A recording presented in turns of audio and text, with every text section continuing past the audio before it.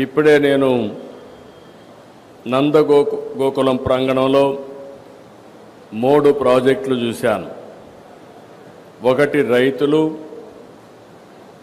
2 దాంట్లోనే పర్యావరణ సంక్షేమం, రెండోది పశు జాతుల పరిరక్షణ, మూడోది ఎక్సలెంట్ స్కూల్.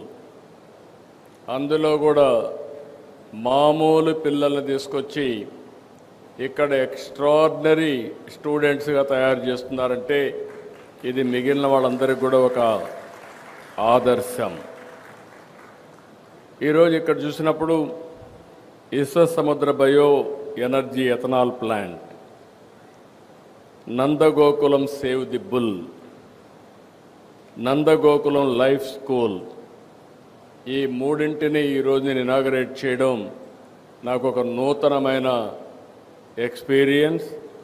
ఇలాంటి ఒక మంచి కాన్సెప్ట్ని క్రియేట్ చేయడమే కాకుండా ఒక ఇన్నోవేటివ్ కాన్సెప్ట్తో ముందుకు పోతున్నటువంటి చింతా శశిధర్ ఫౌండేషన్ని రాష్ట్ర ప్రభుత్వం తరపున మరొక్కసారి అభినందిస్తున్నాను.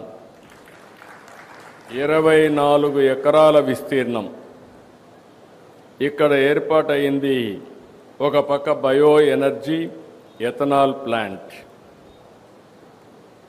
ఇందులో 200 లీటర్ల ఎథనాల్ ఉత్పత్తి చేయాలని లక్ష్యంతో 15,000 టన్నులకు పాడైన బియ్యం వంటి నూకలన్నీ కూడా తీసుకొచ్చి ఇక్కడ ఎథనాల్ తయారు చేస్తున్నారు. గవర్నమెంట్ ఆఫ్ ఇండియా ప్రకారం దీన్ని ఏ విధంగా పెట్రోల్లో మిక్స్ చేయాలో మిక్స్ చేయడం కోసం మామూలుగా కేంద్రం ఒక రూల్ పెట్టి 20% వరకు ఎథనాల్ బ్లెండింగ్ ప్రోగ్రామ్ తీసుకొస్తే దాన్ని ఇక్కడ సద్వినియోగం చేస్తున్నారు. దీనివల్ల రైతులకు మెరుగైనటువంటి ఆదాయం వచ్చే పరిస్థితి వస్తుంది, గిట్టుబాటు అవుతుంది. రెండో పక్క పర్యావరణ పరిరక్షణ అవుతుంది. ఈ నూతనమైన కాన్సెప్ట్ని గవర్నమెంట్ ఆఫ్ ఇండియా ప్రమోట్ చేస్తూ ఉంటే దాన్ని అందిపుచ్చుకున్నటువంటి ఈ సంస్థను అభినందిస్తున్నా.